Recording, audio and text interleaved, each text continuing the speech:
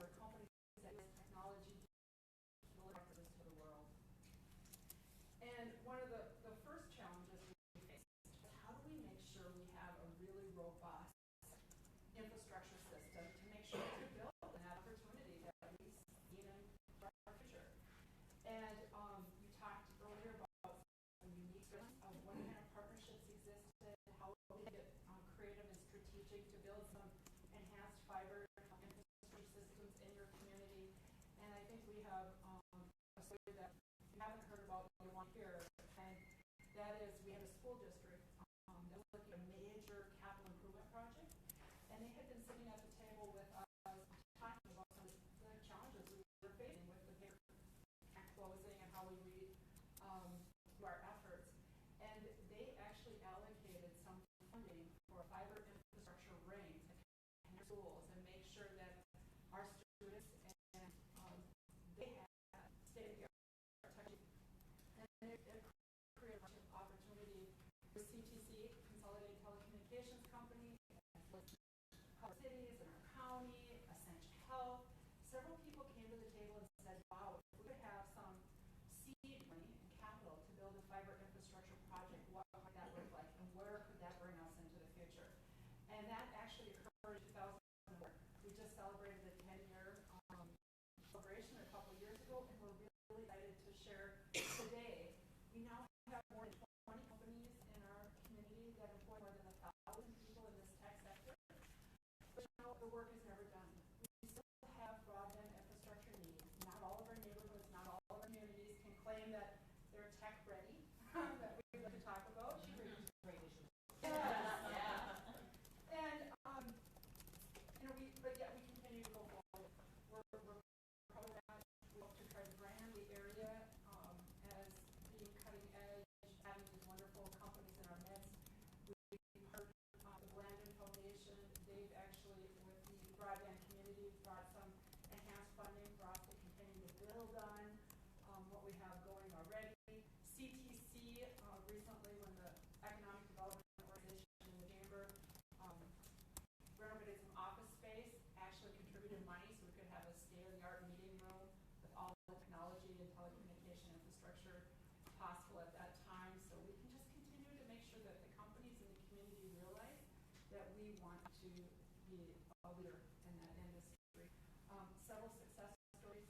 And some of the greater challenges we face, not only with the infrastructure, is the workforce components of it, making sure that we have students with that infrastructure and base of education, as well as the higher ed opportunities, and then attracting some of the higher skill sets and people who have already had experiences to come back and work in our area. So that has been some of the unique opportunities that we've been plowing ahead with. And I have more than anything more other than I'll be available for questions, and I know Christy and Cheryl will build on what I share, but it's so important to us, and it's important to many outstate communities. Several of the communities in Crawford are still very challenged with their infrastructure, and I'm at their Economic Development Committee meetings with volunteers and others regularly, and it's a key conversation point. How do we enhance our telecommunications infrastructure so we can have what the companies and the individual residents need? I represent a county, and which is one of the 5 counties that's served by Region 5. The others are Crow Wing, Cass, Morrison, Todd, and so for people context, it's north of St. Cloud, for those that don't get out too much. This is a good story in terms of needs, even in a densely populated Greater Baxter area. Is one of the growing in the nation, and they still have challenges in this space. So that said, the other areas are sometimes much worse scenarios. So, and same conversations. So can I just ask you for perspective, because I think that it would be good to ask Sheila and maybe Cheryl, because of your particular work on both economic development and I suspect familiar training and retraining issues. So much of our work is focused on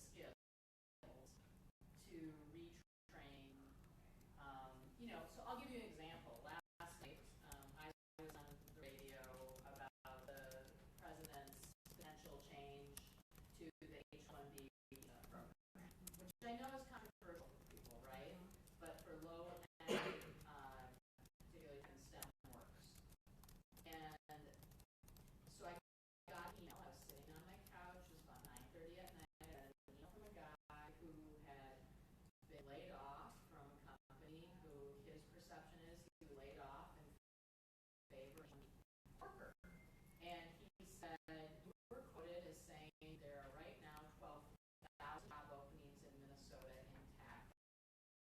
Where are 1,000 job openings? Can you tell me, I'm an engineer, and how do I get one of those jobs? And within 5 minutes, I emailed him back. His name is Patrick, and I said, Dear Patrick, I'm sorry about your jobs.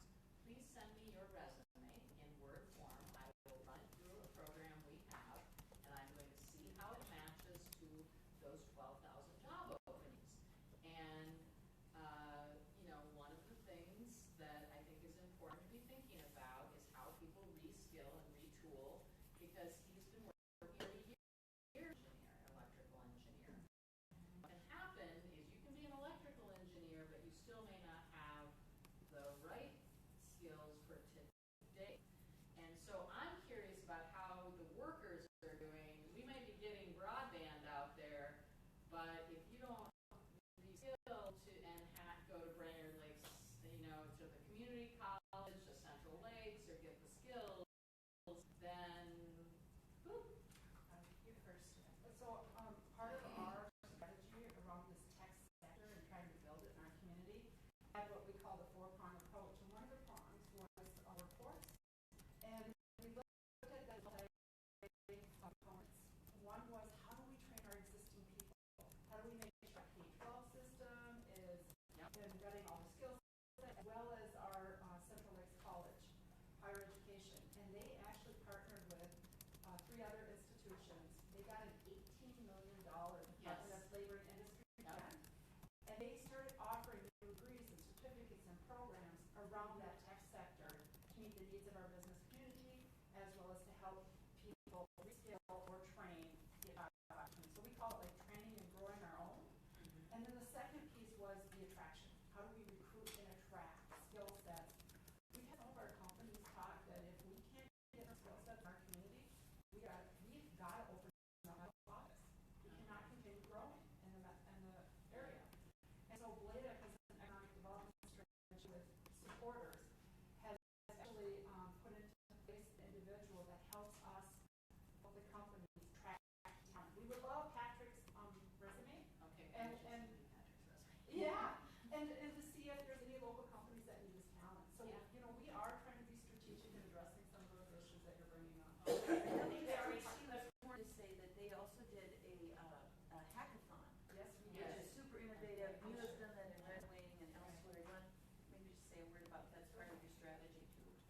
That hackathon? Yeah. Yeah, part of this programming is what I call building awareness and branding that our area wants to be for some of its tech endeavors. So this is a great way to do that, as well as bring people together, talk about various projects people would like to explore, have young students and young talent and companies, and oftentimes job opportunities. So with the Blandon's support, we actually held a hack fest at a local college, brought people together.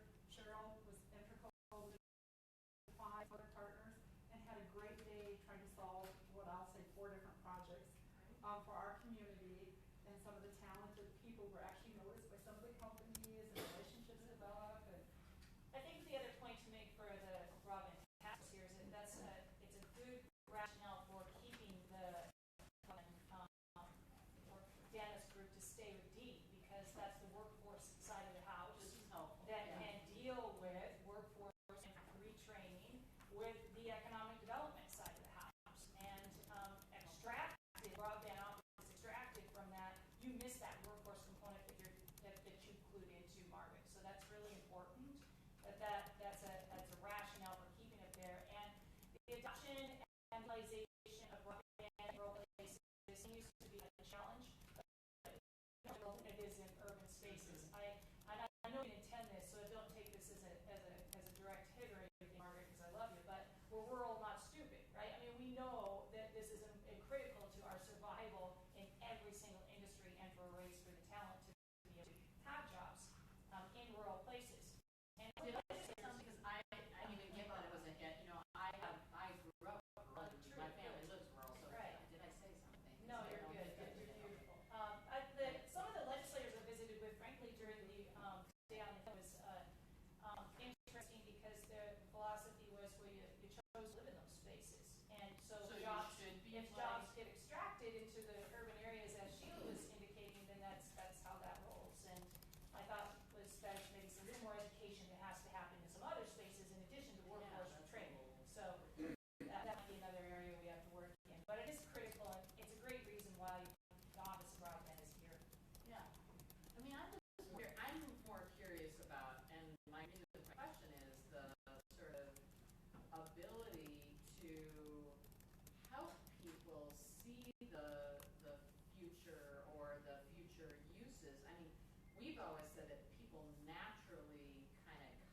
future uses, which I bet Christy's gonna tell us about Right. a little bit Right. because of utilization.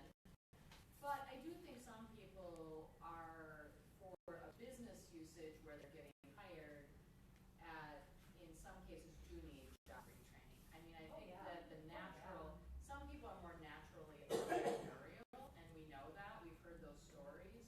They're out there, they're able to, figure out the company or start doing stuff on their own, but there are some people who do really need that retraining. So that's more my, The WIDs help with that, Yeah. economic development organizations are in on that. Certainly, some of the land and broadband community work has been focused on those areas for years, and so the MERC project certainly was. So some of the, I think you're right, we just have to stay focused on it. okay. Sorry. Okay, no, that's a good question. Good morning, I'm Christy Westbrook. I'm the Chief Operating Officer at Consolidated Telecommunications Company. Do you want the slides, Diane, or? Okay, David, go ahead. Just to give you a really brief overview on CTC, we are cooperative, so we're member-owned, which basically means that any money that we put back into infrastructure development in our communities is really that the members gave us the authority to go back and put that money in communities. And so we'll celebrate our 65th year of service here, and since 2005 we've invested $65 million of memberships money back into the rural area, primarily all in the region. Today we are 100% home in our regulated areas. Those are all the areas in maroon. We will be having a celebration this month. 100% complete. So every student and citizen in those areas are fiber connected, and then we are nearly all fiber to the home in Nisswa, Brainerd, Baxter, Foley, Little Falls, in those areas where we choose to serve. And so it's not the entire community of Brainerd or Baxter, but really in the pockets that we've delivered the fiber to for economic development reasons or unserved reasons in those areas. This is just a little bit about CTC and our footprint today. We've really changed from being your rural ILEC into more of a regional and state service provider. You can see in the middle some of the projects that we're working on with Mille Lacs County, Candy Ojai County to the south, but really our reach and our expansion has focused on the Arrowhead portion of Minnesota. We provide services of our Broadband, which is Arrowhead Electric, and then also we are the managing company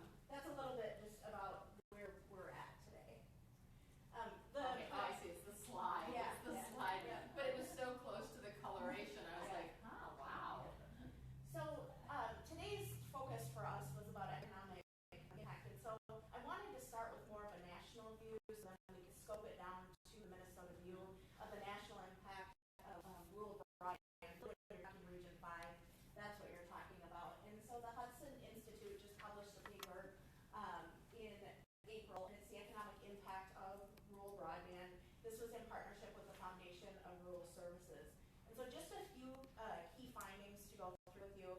Rural broadband companies contributed $24.1 billion to the economy in 2015.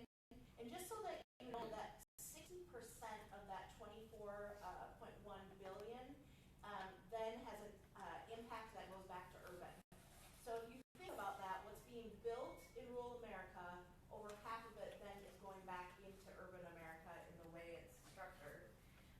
Minnesota contributed $11.3 million and added 2,500 jobs, directly related jobs. Minnesota should be very proud of themselves. It's largest in the U.S., behind Texas, Florida, North Carolina, Pennsylvania, and Georgia. And that's just the 2015 numbers. Rural broadband industry supports about 70,000 jobs in 2015, and rural broadband supported over $100 billion in e-commerce, with the largest share in manufacturing on the e-commerce side. So that's a little bit of a national view before we narrow down more into Region 5 and state view. So this is a little bit about our experience with the border-to-border grants, and just to give you an overview. Our first grant was Fairview Township and part of Berkeley Township. That project is closed out. It's 100% complete. We passed 616 establishments. The cost per passing was $5,665. It was 108.14 miles of fiber. We connected 412 customers, and our take rate is 58% in that area. And can I ask, was that like close to a predicted amount of take rate then? Take rate is 8% higher than we were anticipating. Our budget was built at 50%, and the cost per establishment is a little bit lower because contracting fees came in better than we anticipated in the process. Right. Then in the grant phase 2 project for Fort Ripley, that project's 99% complete. We've been laying temp drops in here that will have plow in 272 establishments. Well, it came in a little bit lower because we didn't have some of the mainline pieces in that. $4,825 per establishment, 43 miles of fiber, 150 customers, and we're at 55% take rate. That's been a faster take rate than our first project. We think both those projects by the end of the summer will be roughly a 70% take rate for both of those. We conducted a broadband impact study. We at Vantage Point, who Destiny's going to talk a little bit later today, but Vantage Point worked with us to take that first subset of customers and find out, after being connected for 12 months, what is it done for you, what's it done in your life. And so just a few things from that study. The comfort and reliability of a connection are more important than the bringing of the services. The customer bandwidth is important. So in every case they were saying we need it because we're going to use more. The older adult population surveyed was far more connected than the older adult population nationally. And we saw in this rural area was our older population wanted to do more things with it nationally. It has happened. Daily telework versus commute to work every day. Over 20% of the customers have a home-based business or a farm, with 36 reporting that the internet reduced their overall operating costs. Almost 9% of the customers plan to start a home-based business in 1 to 3 years, when you're talking about economic impact there. Nearly 30% of the customers are utilizing their home internet connection for services. Health is being used in the adoption. 40% live in a home without a high-speed, reliable internet connection, and we receive letters daily, visitors and home realtors asking what would it take to fiber this home. They won't take it without the connection, so it really does impact the services. So those are a bit of the statistics we will in our second round survey. We do that function in a central telephone so that we hand it into survey, and that one will be done within the next few months, and we'll have more data. I forced into really of what we're talking about with economic development. I recently was with the Chancellor of Education, and some statistics that were thrown around was that over the next 1.2 million will retire. There's going to be 7,000 additional jobs added over the next 15 years. The population growth is going to be the lowest we've seen in 10 years. We've all heard that. But where I get to with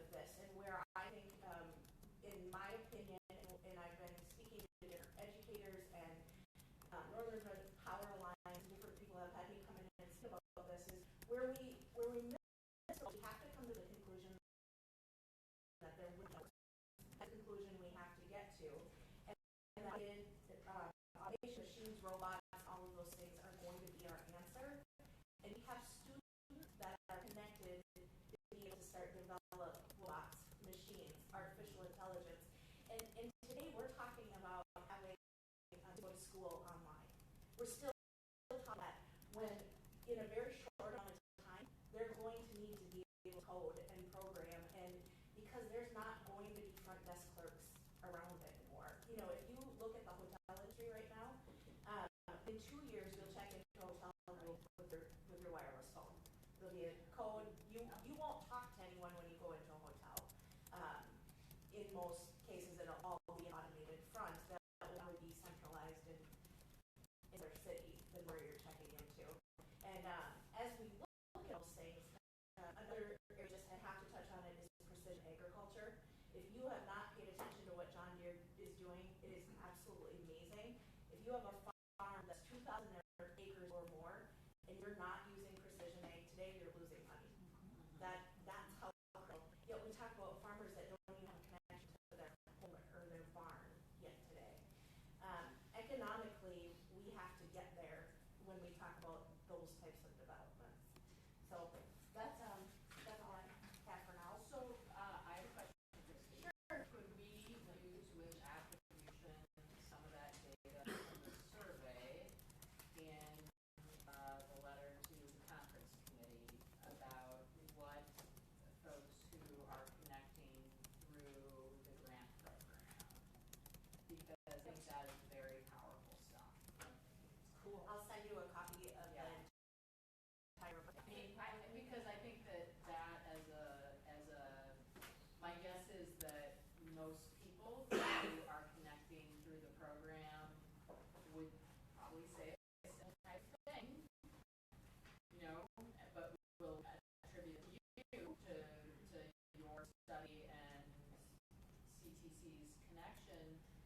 But I think it's really important. I mean, that's sort of a stunning level of, and also the data around the age and things like that. To me, we haven't been able to gather that sort of up-to-date and recent information much. It's one of the things. Part of the intent was what the CPC did with Benchline Yeah. was going to be our model. Yes. They were going to pave the way for us on how to gather that outcome data. So we worked with Jane in the office to Yeah. create those surveys to establish this whole framework around data collection in terms of what it means for That's the right direction going for any of our connections, but I think right now we have to use it to try to leverage getting that number higher with these conferees and the overall number. I mean, I think it's probably the best stuff I've seen since we were able to make our small arguments. So thank you for that. I think that information is really powerful. And Sheila was able to share with you a little bit about how this all started in our 5-county region, and then we moved to really focusing as a region, 5 counties, on connectivity through another initiative that we engaged in called Resilient Region Plan. It was a HUD, DOT, and EPA funded effort.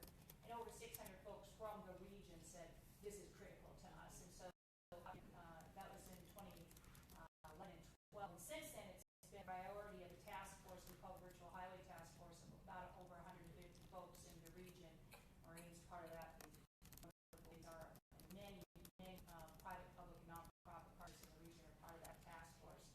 And they've been looking at implementation. We've done some things that obviously would help a Landon Foundation around like PCs for key programs with students and some work like that. We've also, as part of that community engagement, regional engagement, we've done some, to your points earlier, some real interesting models of delivering dollars for those engineering studies on the front side. So one of our partners in that Virtual Highway Task Force, the National Joint Powers Alliance, is a purchasing cooperative in our region, and they have invested $100,000 a year for the last 3 years for those engineering studies on the front side for our co-op partners that come to the table and tell us where they will serve our region. And as a region, we say, look at the maps and say, where are the pockets that are totally being underserved?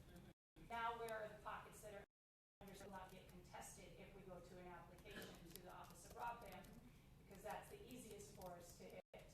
So that regional cooperation has been phenomenal, and it's led us to a lot of new conversations around how do we focus on areas together? How do telcos work together and prioritize a geographic area versus any one? So to their credit, it's been amazing to watch them sit at a table and negotiate through how we deploy on a regional scale based upon need. I think at that point we wanted to just share our role in this at Region 5 has been really just to help convene and find those resources. And earlier when they were talking about dollars that were deemed deployed, this fund trustee says, "Are we doing that, Cheryl?" And I said, "Uh-huh." So it's really been that convening point to make sure that we're accessing federal, state, local, private sector resources, foundation resources to deploy what the region says is the most important. Then that's been, and Bernadine's right when she says it takes years. This stuff takes a lot of ongoing work, quarterly calls, quarterly meetings, across the region. So that's that. Challenges going forward, I think we can talk about, we have a few questions, is back to what you were talking about, Margaret, was the need for more data and user impact data in terms of, I mean, CTC has been exceptional and as typical a leader in trying to do the evaluation projects, how we can take that, potentially even record it as part of as a, or additional, if applicants are going to consider data collections of user impacts, because we need those stories to consider, or we're going to end up with the same conversation at your table every year around needing $7 million. So that's important. That is a challenge. How do we share the lessons learned? So thank you for asking for Christy's information. How do we share that knowledge that that data collection is critical for our survival of some of these programs going forward? And we're trying to figure that out. So when I say that's a challenge, we look to all of you at this table to help us figure out how we can do that in a more effective way. I will say, again, without trying it's important to have one voice. I agree with what you said earlier and understand what that voice is. We have a challenge specific to our region, maybe not across the state, because I get really stupid outside of my 5 counties. So it is definitely an issue for our region that we've had a challenge in working with our tier 1 companies or communication and plans of future build-out, so we know when those build-outs are going to happen. I think that's been a barrier in the challenge process, although I respect the fact we need to come with that one voice. Of the Office of Broadband it's been a difficult thing for us to work on in terms of a regional strategy and how do we go about doing this, particularly when we do not know. And it feels, as one mayor said, like we're a bit like hobbits in cases that we cannot build forward because of those challenge process. The teeth that Dee has for those that challenge areas, justifiably so, it's a business to be ran, so I get that. But the teeth of just you can't build in the, you can't challenge for 2 more years past the point of if you do not build out within a certain period of time. That's a little bit weak in our opinion. I realize that that's the focal point and becomes a focal point, then maybe not staying on task. But it is something that still is a challenge. I thought it was important to sort of bring that forward to you guys and let you know. I am interested in not necessarily the feasibility side, so the question side, what are ideas of the task force here that we can think about in terms of studies and or a way to investment impacts? I know there's spaces I work in like renewable energy, affordable housing, agriculture, that just has commissioned impact analysis. And not so much the way we do it with extension in terms of just economic impacts, but community and social and policy impacts, health impacts, educational attainment impacts, the stuff that Christy's gathering. How do we gather that information? And I don't know if my question is the task force considered dollars from the legislature specific for that kind of research? So, let me start with, I know it's not a question, but let me start with this.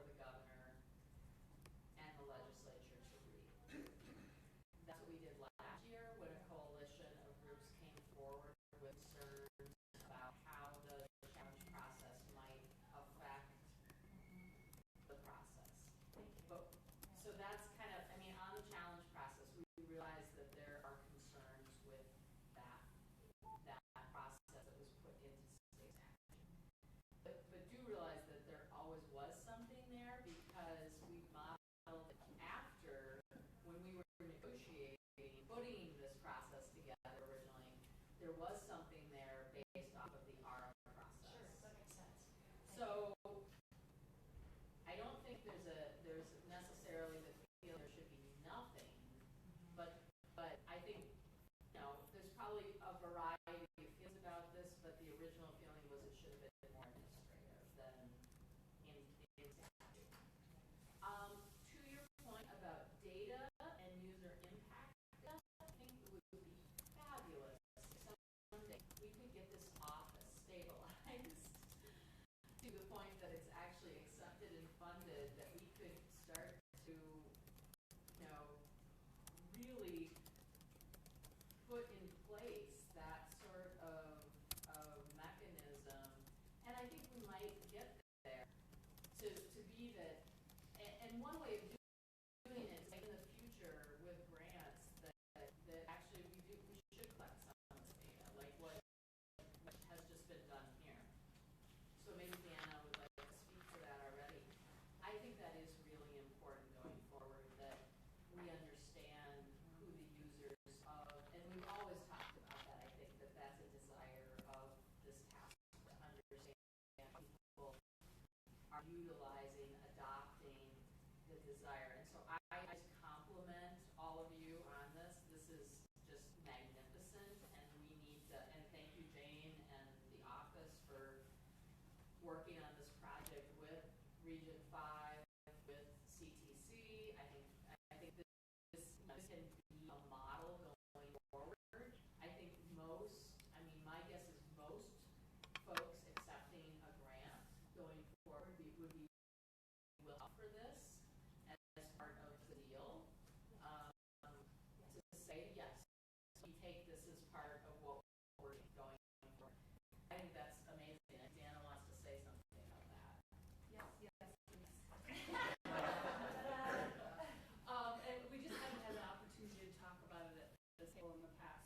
But that was really, this is a process that was put in place when CTC stepped up with, the work in the region, and the intent was always that this kind of be our first step in developing the model that might be replicable across the entire program.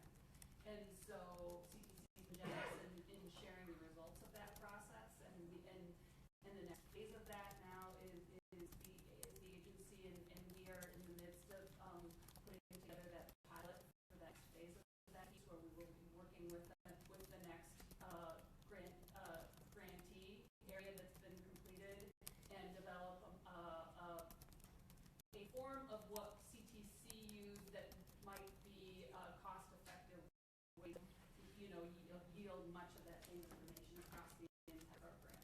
So that's actually the meetings and design process for that way, and we actually hope to have our first partner on board within the next few weeks around that process. So know that is going forward, which will then allow us to understand what the costs of doing this are, and whether or not it fits in our existing footprint, or we do need to go out and look for some additional funding. So just to let you know that process is underway, and also the piece of building it into the future grant contracts. While we didn't build it into first rounds as a requirement, we will be going forward, letting grantees know that this survey work will be part of the process. And, I think the one other thing you mentioned is the challenge of, planning tier 1 companies to, other providers, and I don't have an easy answer for you on that. I realize that, it can be different in different places. It can depend on even relationships and how those relationships play out. It can depend on who the company is even. So I think that, you seem to be making a great degree of progress in your region, and I think that probably gets noticed by providers, and at some point people probably want to join the table instead of the away table. There's a different, there is a different model there, Yeah, and absolutely. we get that, but it seems pretty intriguing what's happening there. But with that, I think we welcome any and all to that table. We've always been the Lutheran way, and everyone's welcome.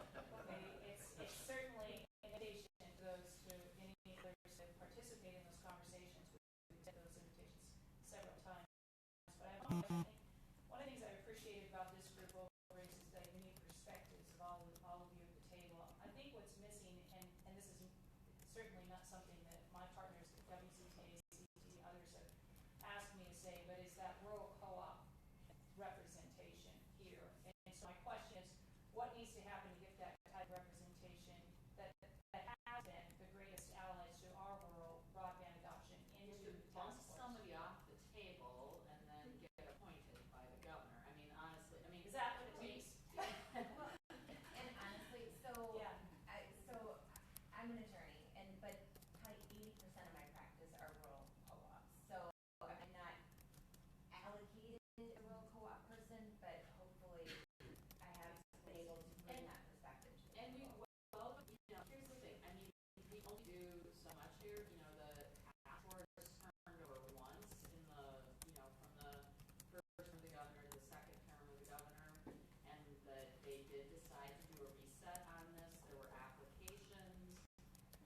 It was governor's decision of who to appoint, and we had limited consultation, but the deal is anyone is welcome to attend, and so attending the meetings is always welcome. We are always looking for, we will travel out and visit places, but that is the case, that we do welcome people to be here, to speak, to interact with us. It is something that is a harder part about a governor's appointed task force because it doesn't rotate that often. And honestly, we haven't had a lot of rotation off of this governor's task force. This governor's task force has been pretty stable membership right now. And so Maybe if there's an opening, advocate with the governor straight up to say this well, might be a the mission. application, Sure. and obviously knowing that folks are aware, but that is the process of how it That's happens. do not know how to. Andy had his hand up first, then I'll call on Don. I'm wondering if you could go back a slide or two. This is more for just, not really a question, but to note. One more. Okay. The slide that had to do with Minnesota being sixth for, that's one. I think that's a story that needs to be Say included. it again, Andy, I'm sorry. This is a story that needs to be included in our annual report at the end of the year. It's a story that shows that Minnesota is sixth in rural investment, yet we still have unserved areas that, in spite of that level of investment by companies in Minnesota. And that can be included, and I think it's important to be included in our letter to conference here. And actually, I think that's, when I say that, we also will give that to the governor's office to help them in what they're doing. So if we could get a source on that, that would be Is good. this We have it. Okay. Is that sixth in investment or contribution? Six in investment. So, how they split that apart, I don't know, I'll get into it really quickly here. Is that the study? Yeah, this is the study, and I'll just leave it here, and then Can you name the the source. study again, Christy, for John here? He I'm needs sorry. to see this. Is that the Hudson? It's the Hudson. Oh, I'm sorry, it's the Hudson Institute with FRS, it's the Economic Impact of Rural Broadband. Okay, we've got that. I can leave it here. One of the things we're always looking for is, are tools that we can do in rural to help tell those kinds of stories that would help with your reports? Is video easier, a 3-minute clip, to have somebody give talking points, or just trying to read out and settle in and put context to it? I mean, what can we do to help with sharing? I mean, both things are helpful. I mean, we'd love to move more to the visual. There is also, I think we still think there's no substitute for, the data piece of it and the data points. I mean, the reality is that we tend to do, I look at John, I'm John on the task force, but John has written the task force reports.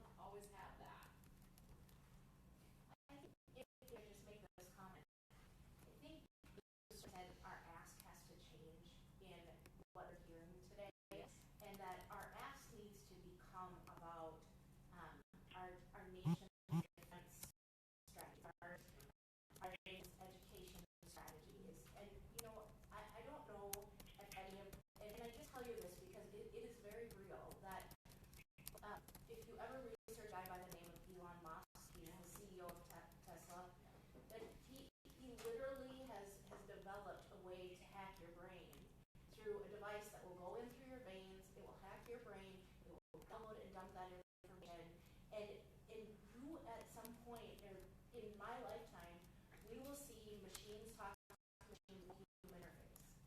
And we're still talking about getting a broadband connection. And that's what I go to sleep thinking about at night. I spend a lot of nights thinking about that we're behind when you think about that national defense strategy and all.